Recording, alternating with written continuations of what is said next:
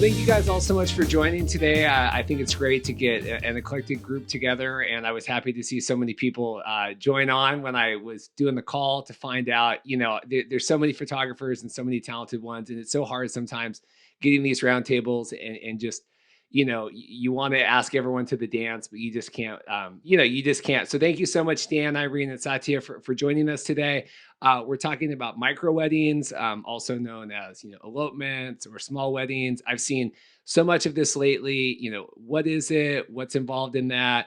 What do I do for my timeline? What's my photographer going to help me with? What are some ideas? And so I kind of want to tackle all of that stuff today. So Irene, why don't we start with you? Why don't you introduce yourself, and then we'll go around the horn, and then we'll get going with some of the questions. Sure. I'm Irene Jones of IJ Photo. I've been a wedding photographer for 20 years, and I love it, as everybody in the industry says. But this year has been a rough one, so I'm excited to talk about ways that we can help our businesses and help our clients find good solutions for 2020 and possibly beyond. And Dan, thank you so much for joining us too. I know you even have a wedding today, a micro wedding that you're taking the time to do this before. So I really appreciate that, coming on early to do that. Why don't you tell us who you are and what you do? Yeah, so I'm Dan of Dan Manning Photography, and I do weddings in general. I especially try to focus on a lot of adventure type stuff. So naturally, a lot of it kind of lines up really well for me with elopements in general. And then, so I've just been really working on making the transition to doing more micro weddings and elopements and all that, as opposed to traditional weddings. And yeah, as Irene said, it's been a challenge this year for sure. But that's the thing that we can really do is pivot with it and try to make it great still and give people great experiences. Perfect. And Satya, who are you? Hi. I'm Satya Curcio from Satya Curcio Photography, and I'm based up in the San Juan Islands and do some things in Seattle. But yeah, that's me. I've been doing this for about 13 years, and small weddings, it hasn't been a huge transition for me working up here, but But that's good. You have some expertise. Yeah. That's great. Yeah. And we were talking a little bit before the podcast. I mean, I just think generally my trend of thought lately on here has just been trying to focus on ways that we can do things, focusing on positives, making the best of your ceremony, making the best of kind of just a really crappy hand that everyone's been dealt. And I think that there is still so much value in having these micro weddings or small weddings. We just had a whole really great discussion last week with officiants Ray Van Winkle and Elaine Way and Chanel Carlin on there, talking about how there's just been a lot of mentality lately that I've seen people post, oh, we're going to do our real wedding next year. We're just going to do a little thing this year. It's not, whatever. And, I've talked with some of these couples, right, and we've booked some of them, and you do sense that, not like sadness, but just like, well, we're just kind of, this is what we have to do. And I don't want that to be the mentality. I want us to be, excited. I know you guys are excited. I know that you can almost get better photos across the board, just having the couple or just having small groups. So I want to focus on all the positive things today. So first off, I just think each of you, what is a micro wedding to you, or this elopement thing? What are just kind of your general thoughts about it? And Satya, we can go with you and loop back around. Okay, definition of a micro wedding.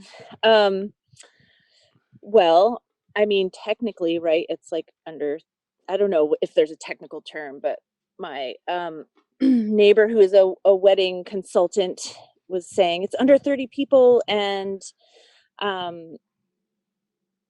but now it's different, right? So a micro wedding, elopement, glorified elopement, I call them, where you elope and you have like 10 friends and family there, and then you have usually a nice little thing afterwards. That's kind of my definition. Or just an elopement, right? The two of you and your dog and the officiant.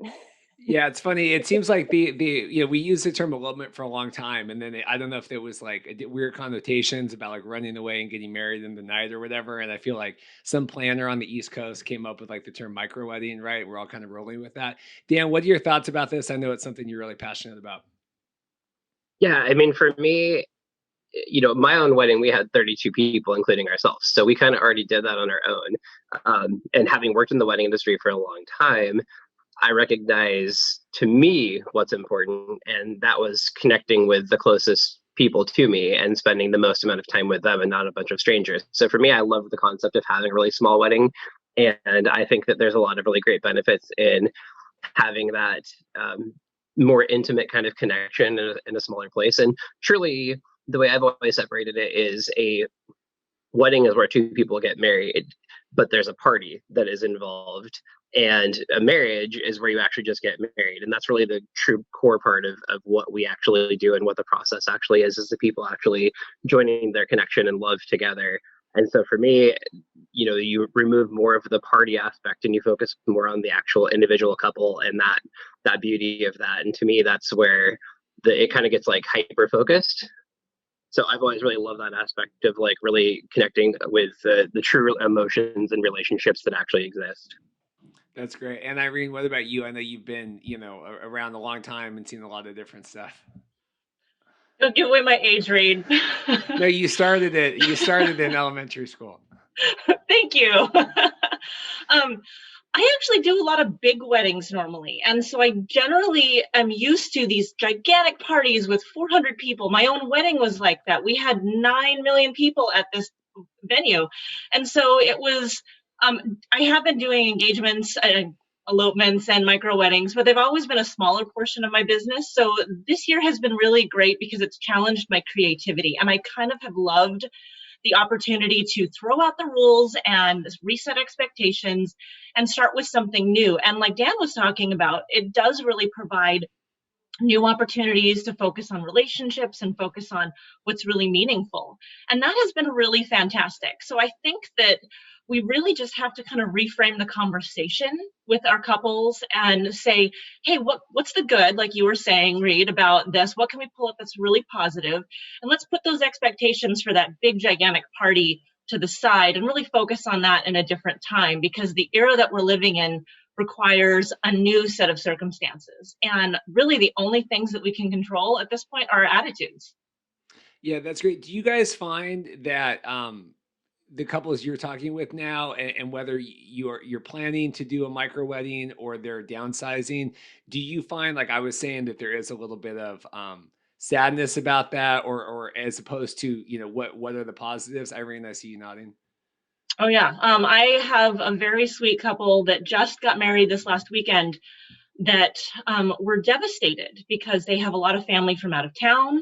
I have another couple who were supposed to get married in April, and they've rescheduled 3 times at this point, and they have family from China that they may never see again if they can't come for this wedding. So there is a lot of loss there, and I feel like the grief is necessary and processing it is hard. And I've been trying my best to be really empathetic for those situations, because I know that if my grandma hadn't been able to come to my wedding, it would have been really, really hard for me, because those relationships, sometimes the only times we really get together are in those big wedding events, Dan, what about you? How are your couples handling that? Yeah, I mean, it's tough, especially when it comes to like grandparents, exactly what Irene said, where a lot of them just live out of state and can't come here. And so couples are definitely having a hard time with that one. And that's the thing that I've tried to remember throughout this wedding season is, we in this group, we view this from our side of the wedding business side of it. And it sucks for us, but we also have to remember that on the flip side of that, for our clients, there's a lot of things that are below the surface that we don't necessarily see in all of that, where, they're having to reschedule like 3 times, like Irene said. And, even if they're getting down to like where it was before with 30 guests, there's a lot of people who they really care about that just can't be there. And yeah, it's really sad. But on the flip side of it, people I think are having great attitudes about it for the most part, and really it's really cool. People are getting really creative in a lot of ways they're doing things. So it's really interesting to kind of see everything morphing. And I hope that long term, there's a lot of really great things that kind of come out of this, that we learn about ourselves as humans and society, and we can actually like make things better in the future for a long time. Awesome. Just as a note, there's 30 people on just my mom's side. So I totally understand when people are like, I can't just narrow it down to my immediate family. My immediate family is like half of the state of Utah. Satya, what about you? How are your couples? I know you said you kind of focus a little bit more on the smaller weddings anyway, but are you finding positivity or yeah, how's it been going? Yeah, I think everybody has kind of a s- a grain of um, disappointment, obviously, but it's also extremely stressful to plan a wedding. I mean, you imagine that um, you've never planned a party before, and you're like inviting all these people, and especially up in the San Juan Islands too. And I mean, I'm just stressed out for these people just thinking about it. I'm like, but people want to get legally married for very important reasons, and obviously you, like Irene, I can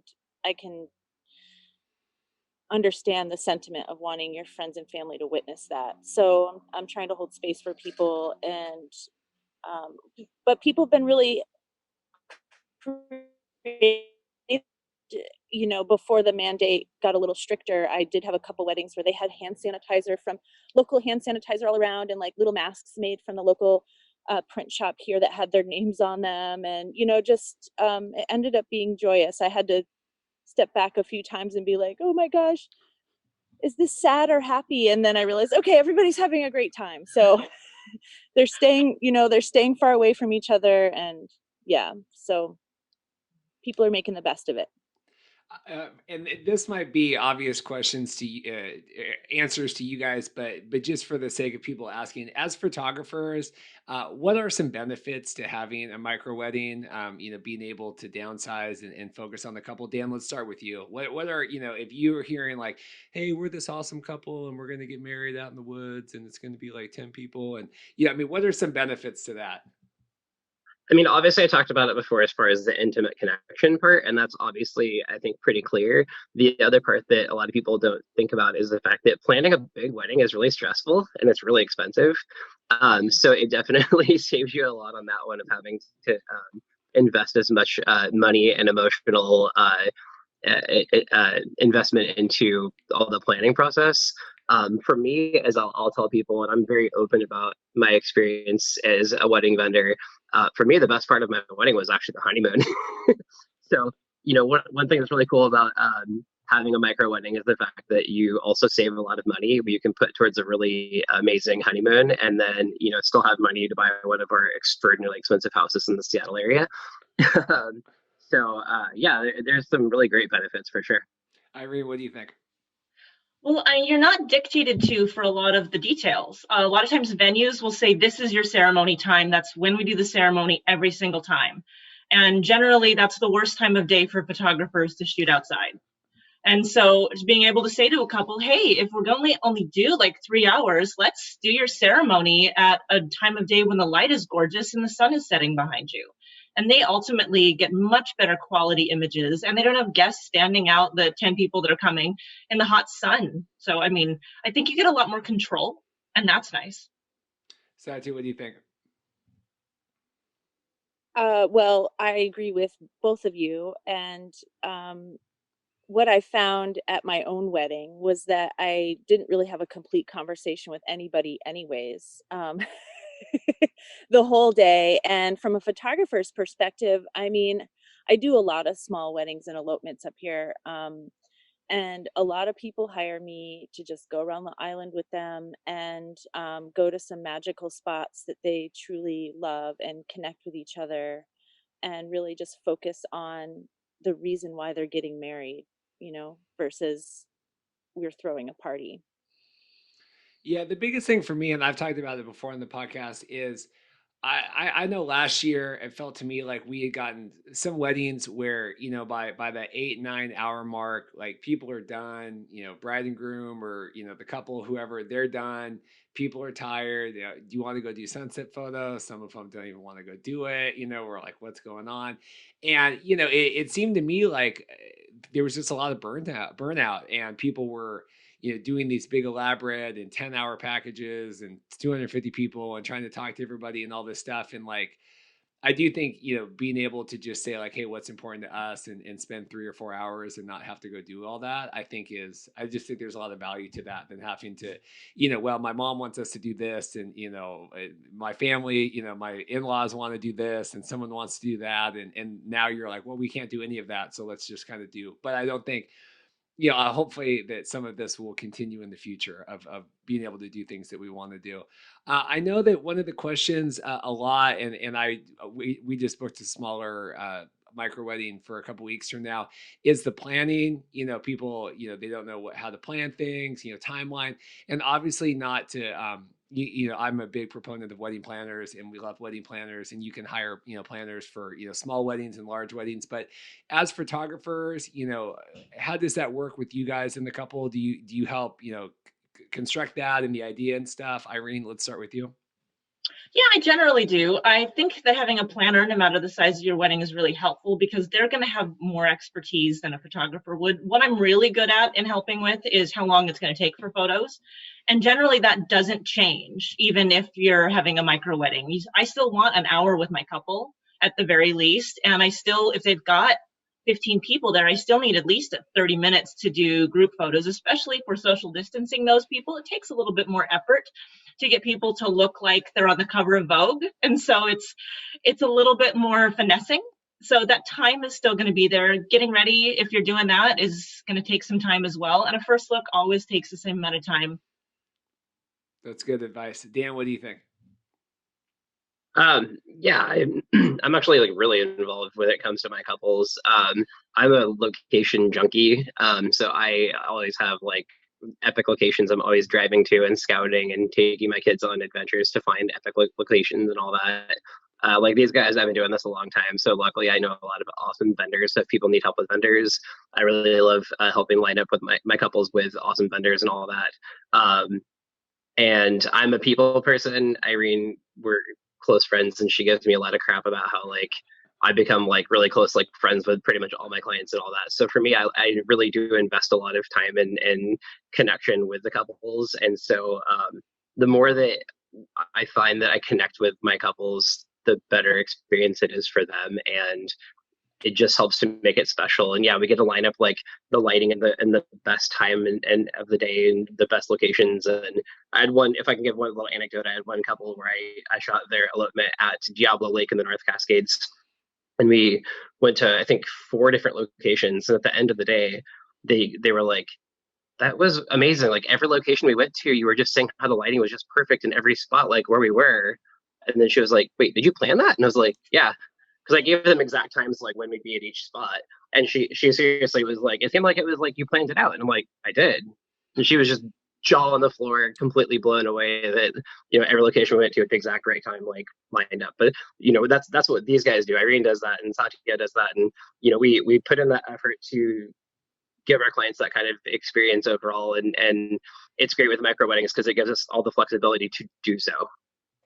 That's great. Yeah, it's tough sometimes when you're fighting the timeline, or you got the planners, and obviously hey, we got to start dinner, we got to do whatever, and we had a same like no interactions all day, no first look, no anything, and it's like ceremony, boom, okay, we go out, bridal party, boom, okay, do each side, and then we got it's like 2 seconds with the bride and groom. It's like, okay, we really got to go in, and you're like, oh my gosh, like, can we just you just wish, like, Dan, that you could just plan everything exactly how you wanted, which I think is great that I wouldn't even know how to do all that, so that's great that you that you know how to time all that and figure out all that stuff, because I'm always just kind of the dummy following along with the video camera in the background. So that's good. I'm glad that's great. Satya, what about you and planning, and how are you going with the couples and figuring out the timelines and things? Well, Irene kind of took the words out of my mouth, because it's really literally no different timing as far as photos and taking the photos and how much time you need to do each section, right? Just depends on what the client's budget is versus what they want to do for the day and how they want the feel of their day. And I mean, I plan out people's timelines and I give them to them, and then if their planner wants to do a little tweaking or whatever, then we discuss. But there's always, with the super small elopements, there's always little things that come up. Sometimes there are little things that come up on the island, like someone's the officiant might get lost, or there's some little things that bring kind of these magical moments to the day. up here when I can really see how flexible or relaxed my couple really is. I mean, it doesn't happen often, but that was kind of a something that came to me one time. An officiant was pretty late coming, and she wasn't necessarily a professional, but they hired her because she was a storyteller and she was from the island. And people really come here and they want to experience the people of the island, and the people of the island, you know on occasion don't move as fast as the people off the island. But that was actually a rare incident. I have to say, we have amazing professionals up here, but it came to mind, like, Yeah. just being flexible is like the name of the game, right? Do you find, But yeah, do you find that people are more relaxed in that way? And I guess we'll go around too, but do you find that just being able to just not have all that stuff, that you guys get better photos and get better connections and get better moments? Dan, talk to me about relaxation with couples. Yes. Just yes. I can So, tell a story about it.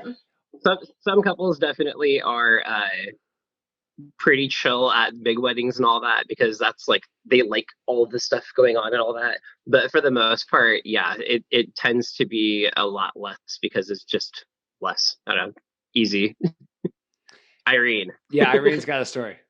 I had a micro wedding out in Gold Bar, and this couple was pretty chill in the first place, but because we had a small group of people and we had no real timeline that we had to stick to, ceremony was over, lighting was great, and we were headed out to the spot by the river that they wanted to shoot at, and we happened to pass Zeke's, and everybody knows Zeke's if you drive Highway 2. It's got fantastic milkshakes, and they were like, that's it, we got to stop for a Zeke's thing. So we stop, we pull up, they're getting their food, and everybody at Zeke's is buying them something. So we left with like hamburgers and French fries from all of these other random strangers.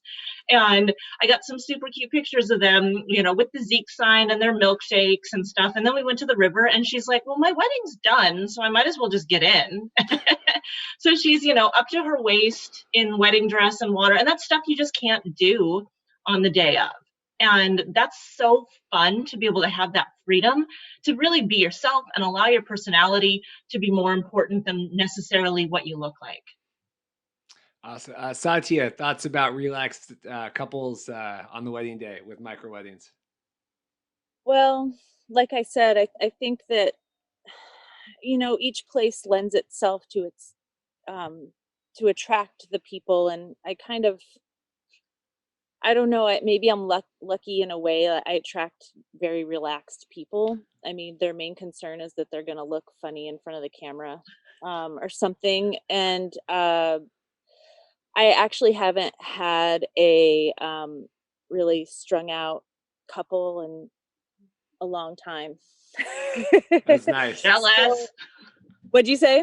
I'm jealous. Right. Well, maybe you deal with a little more volume than me, but I when I like working with the energy of a bigger wedding also, don't get me wrong, but I think, I don't know what I'm saying, but I just feel like the people that somehow I attract are kind of relaxed by nature, and want that experience. They're coming to a place that's hard to get to. And yeah.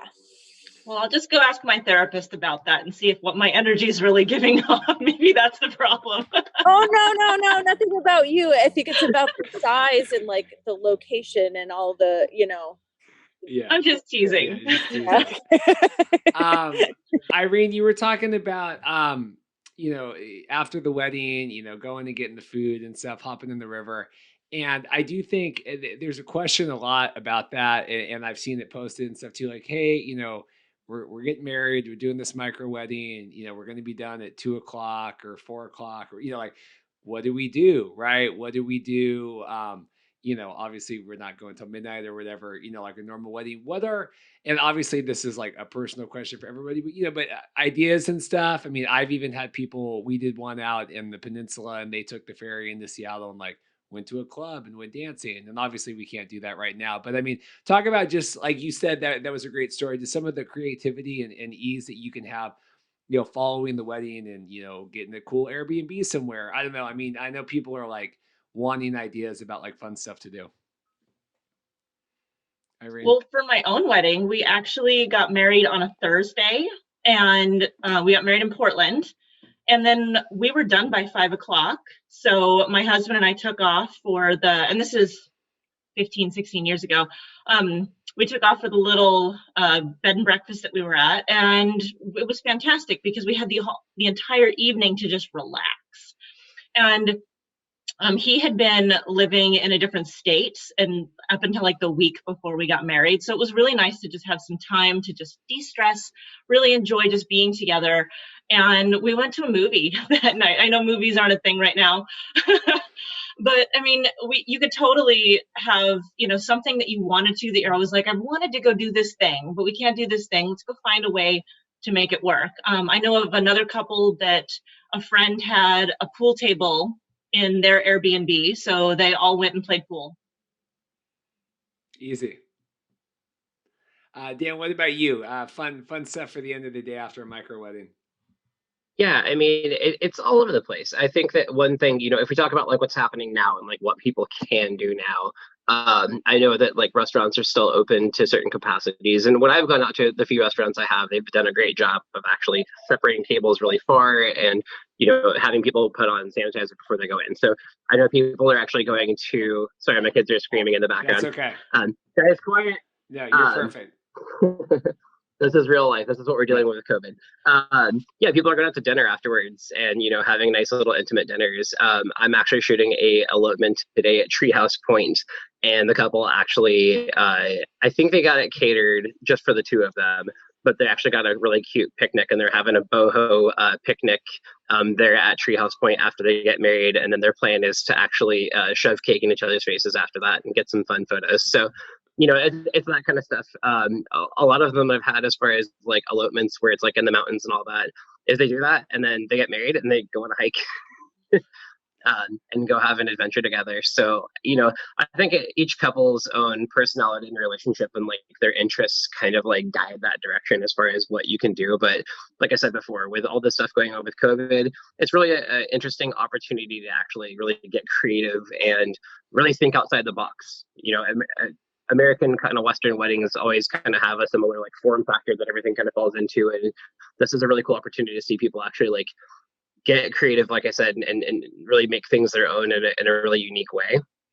Yeah, I think that's great advice. I think we've all been just so locked into like this, you get a timeline from a planner, like you hardly even need to look at it, right? Okay, we're doing this and we're doing that. And I think that that's just such a great sentiment that just make it your own and kind of throw that, the playbook out the window and just, really do whatever you want.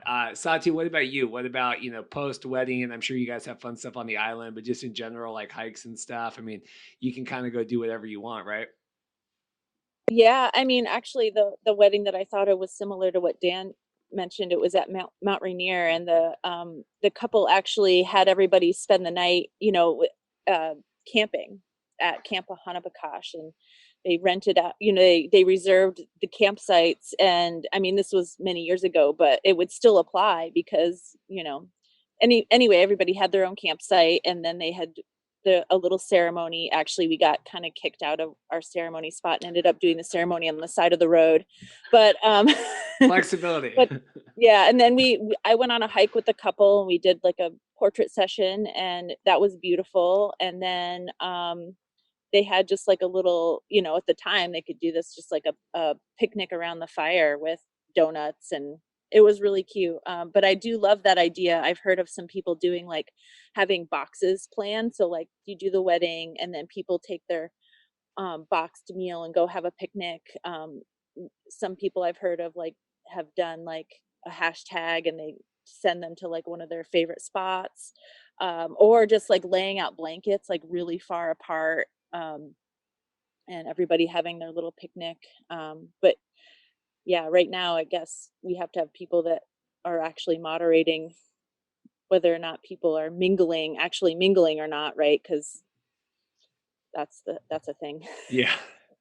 Yeah, it's so interesting. We did live stream like 2 weeks ago, and the couple was Italian, and so we had to do it like at 10 in the morning because everyone was, on like Italy time, and they're like off in Venice, like drinking wine and watching it, whatever. But yeah, then like we got done like at 2 in the afternoon, and they're like, oh, we're just gonna, get in the hot tub or hang out, it's just like whatever, and because I said, we all packed up. I said, man, I mean, I'm exhausted, but I don't even know what you're gonna do the rest of the day.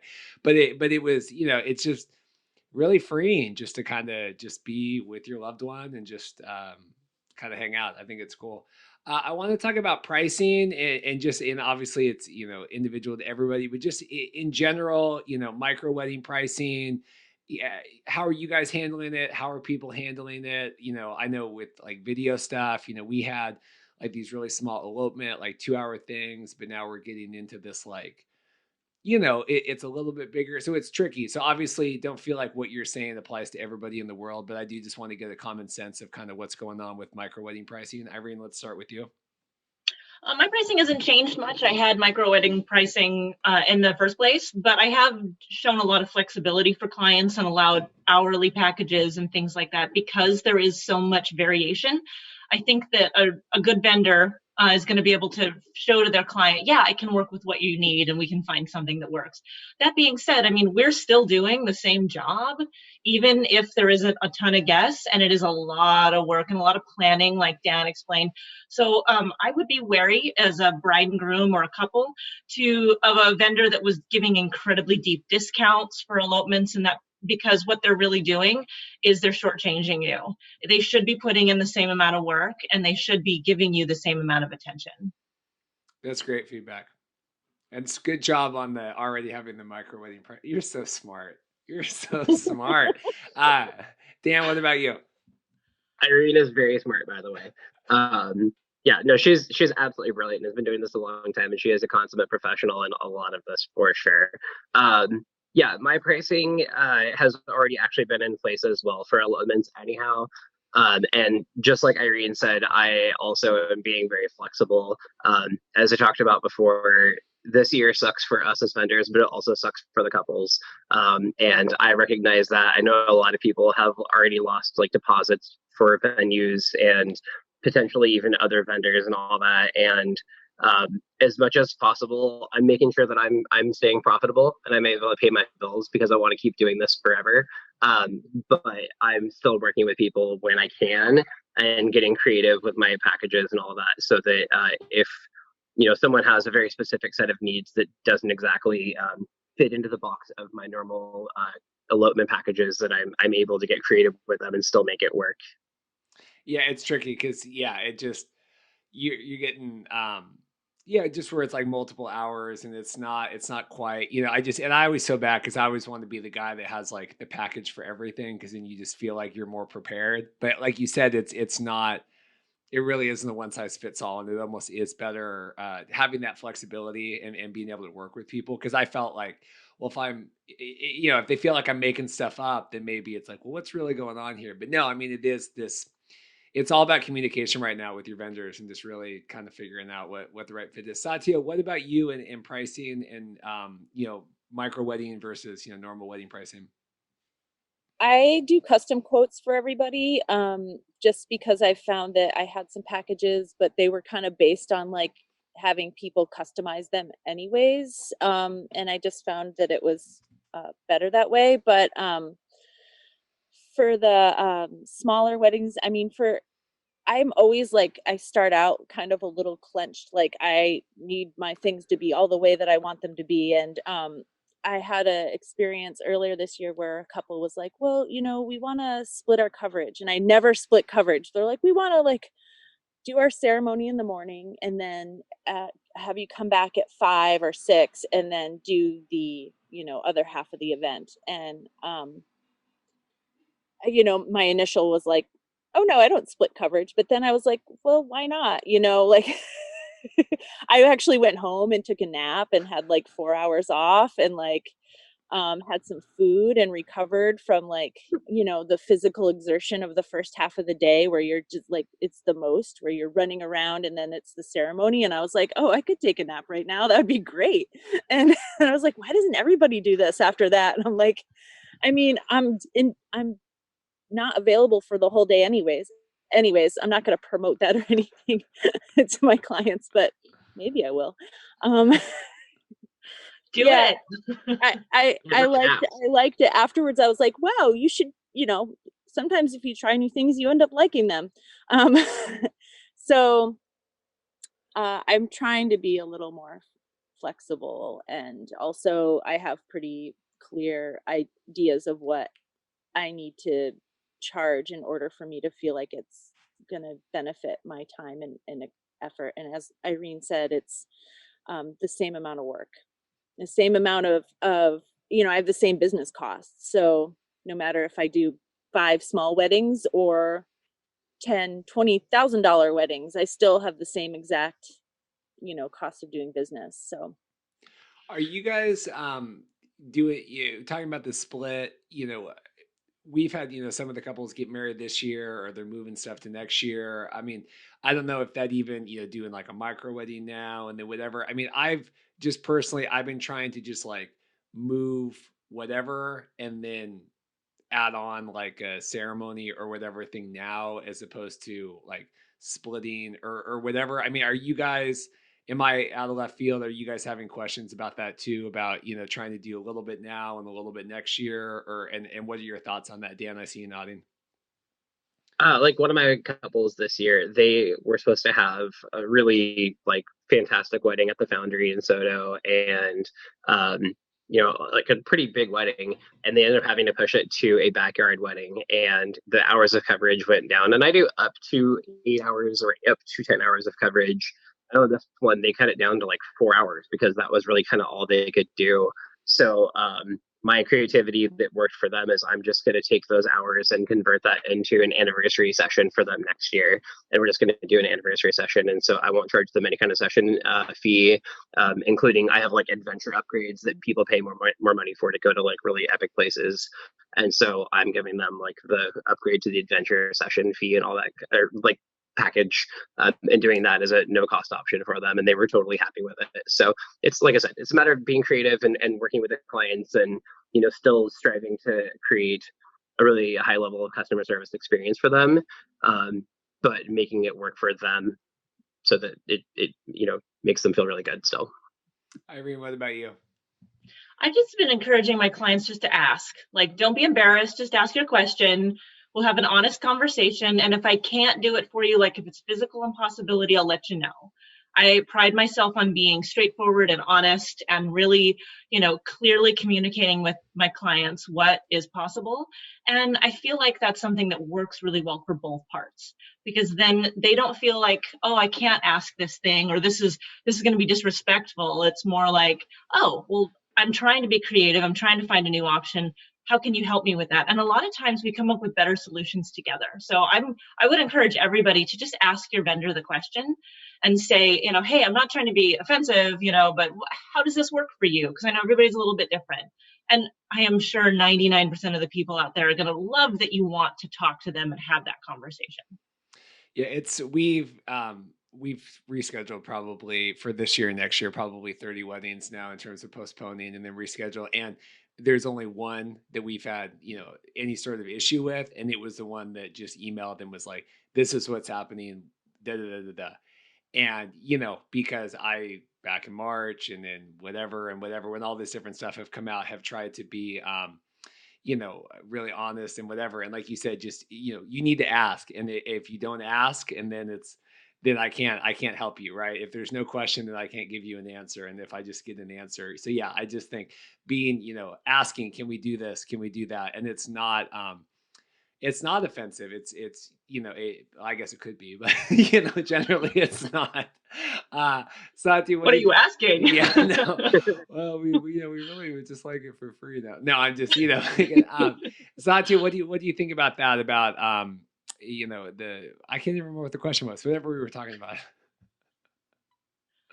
I was just admiring you for repeating the questions. Then you didn't do it. No, just kidding. I've been offering, couples that are keeping their booking for next year, their full booking, just a waiver. I waive my minimum hourly. So they can have me, like, if they want to come here and do a quick elopement for 2 hours on a Saturday and I'm not booked, or the Saturday that they have booked, then I will just not have my 6 hour weekly minimum or weekend minimum.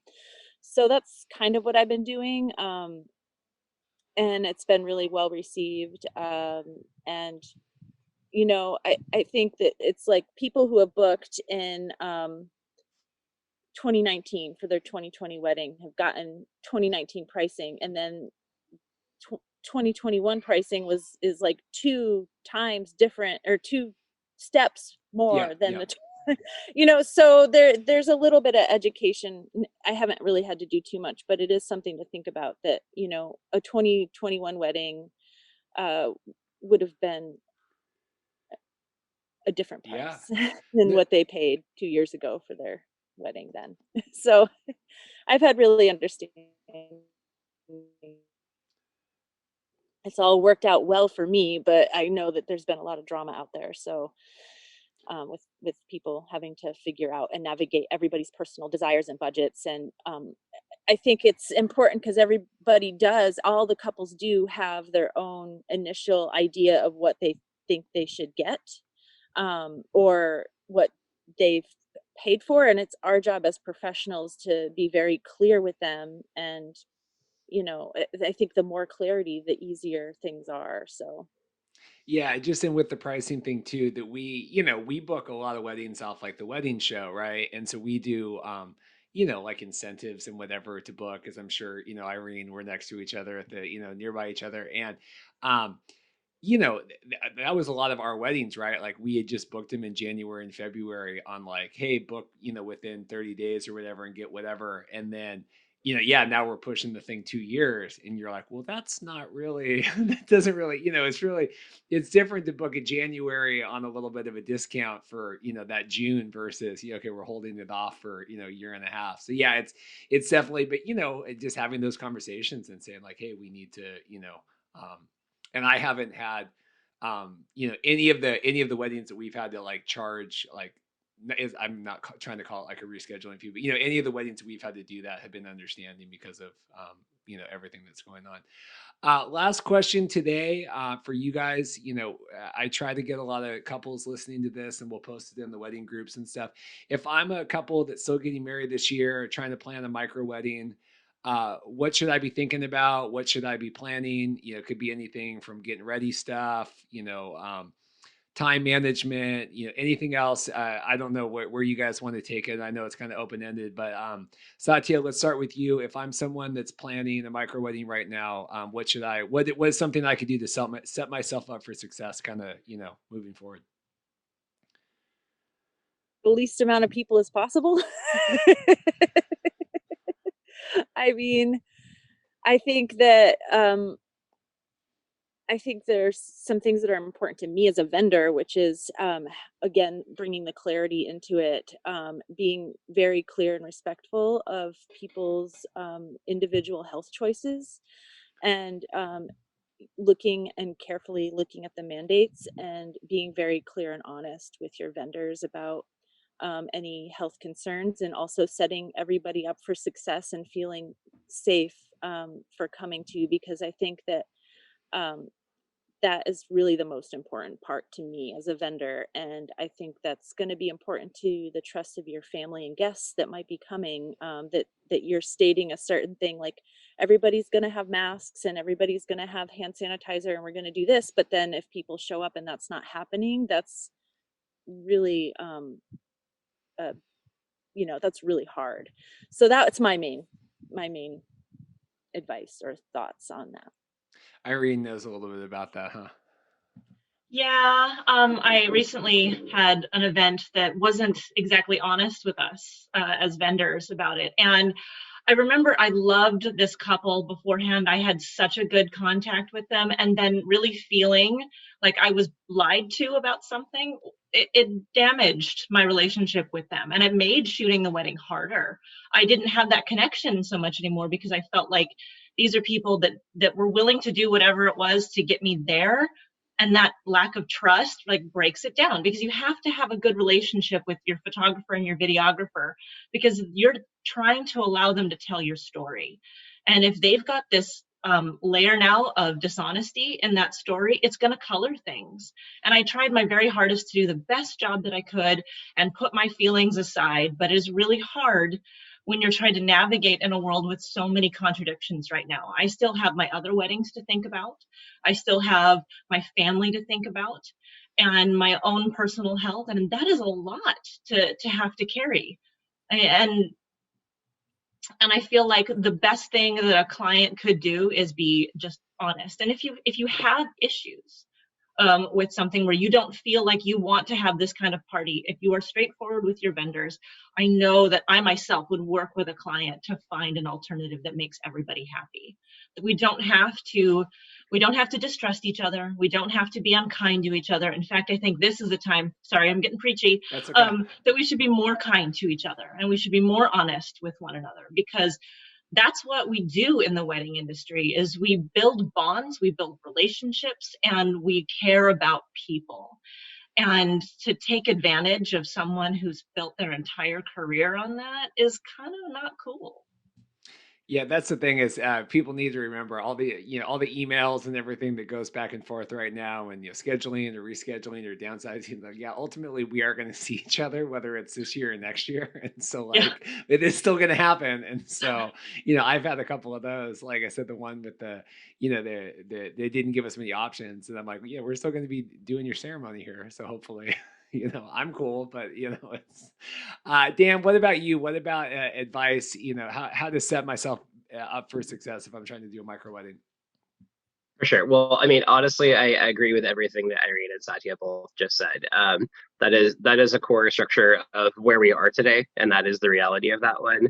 And then, kind of like going back to the question, number one is, for me, the way I look at couples like portrait photography is I'm not there to document each person's personality. I'm there to document their personality as a couple.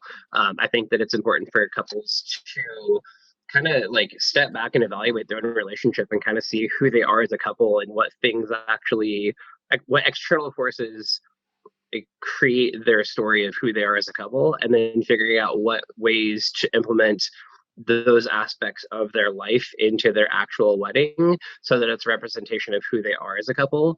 And that can be a hike in the mountains. That could be, having your photos done in the bar where you guys met. It could be anything. It really could be a lot of different things. And so I think that if you want to make it really intimate and personable and have that connection of like showing that like bond of the relationship, implementing those aspects into it, even if it's small and it's subtle or it's even subconscious, those things are what really make it special and I think really memorable. Great. Well, thank you guys so much for coming on today. I know these aren't always like the most fun topics sometimes, but I do hope that, like we said, just finding that creativity and the joy, with your partner and whatever you guys want to do, I think is so important. And just like I said before, focusing on what we can do and not what we can't do, and just really trying to make the best of everything, I think is really important. Any last thoughts? Any last whatever? We'll start with Satya and go around because I want to give Irene the last word. Uh, just because. Satya, any last regards before we go? Thank you so much for joining us from up in the San Juan Islands. Oh, I think you're on mute. So No, there yeah. we go. We got it. I don't know. I feel like we covered all my thoughts. I'm just, I think this whole situation that we have dealt with this year has just brought everyone back to being flexible and really flexing those muscles of uh, having to adjust and just try to relax as much as possible and focus on what's important. Perfect. Dan, any last thoughts, and good luck today on your wedding. And thanks again for taking the time this morning. I know it's, can be busy before a wedding. So thank you. What are your thoughts? Yeah, no worries. Thank you for having me. This means a lot. And this is a really great group. I honestly really respect everybody here in this group immensely. Like you guys have no idea. Everybody is really consummate professional. And I think there's been a lot of really great advice given, by the way. So people watching this, like these are people who really care about what they're doing and really know what they're doing. And the level of advice has been fantastic. For the couples, don't stress. Like that's the biggest thing is like make sure it's fun, make sure it's something that is meaningful to you. Um, we've had a lot of sad times. I mean, all the COVID stuff, we've all been like mourning a loss of something in our lives. Politically, everybody's really divided. Socially, a lot of aspects were really divided right now as a country. And getting married is a really beautiful thing, and it's kind of, to me, I've seen a lot more emotion that's actually kind of happened with weddings, because if you can't have the light without the dark, right? So if you have like kind of more darkness going on, it makes the good things like really positive and really happy. And so I've actually seen like kind of more joyous weddings happen during this than almost ever before, because people are like having that big high of really positive kind of feelings and emotions and all that. And so I think that if you kind of like take it with that direction and aspect and really focus on that, it's a really beautiful thing, and it just can create a really awesome experience. So just have fun with it, and find the positivity, and enjoy it. Irene, what about you? Those are well said comments. Thanks for sharing those.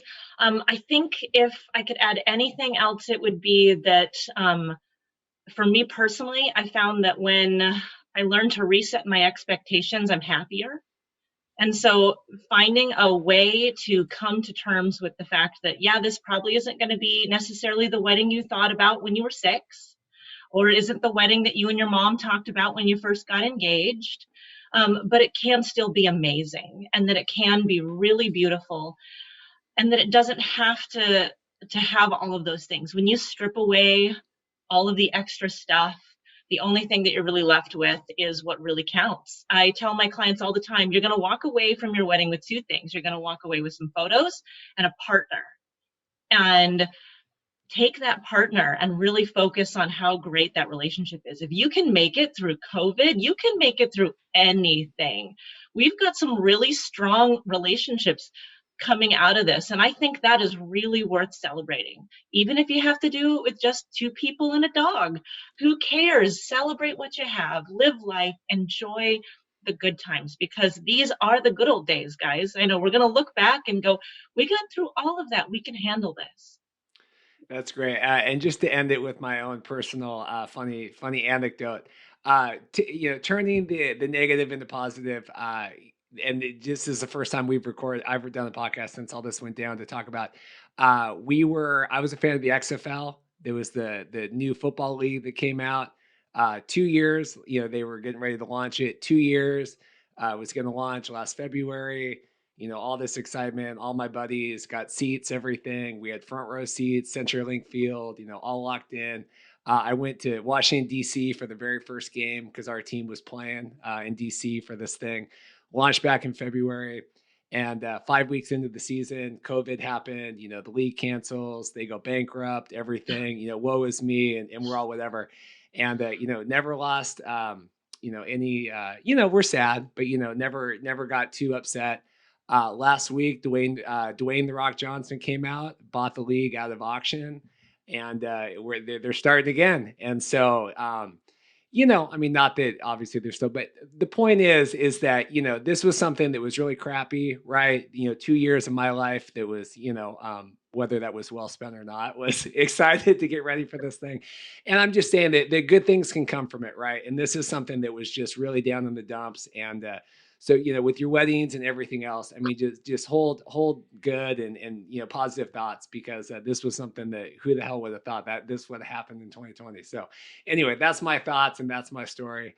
And we got our XFL jersey here. So anyway, thank you guys again so much today. I really appreciate it. We'll put everyone's websites and tag everybody and everything else, but it does mean a lot you guys taking the time. And I know we would normally be like super, super, super crazy right now, but it still is really crazy busy, with Dan, Irene, and everyone doing, weddings. So thank you guys again. Thank you. Thank you. Thanks, Reed.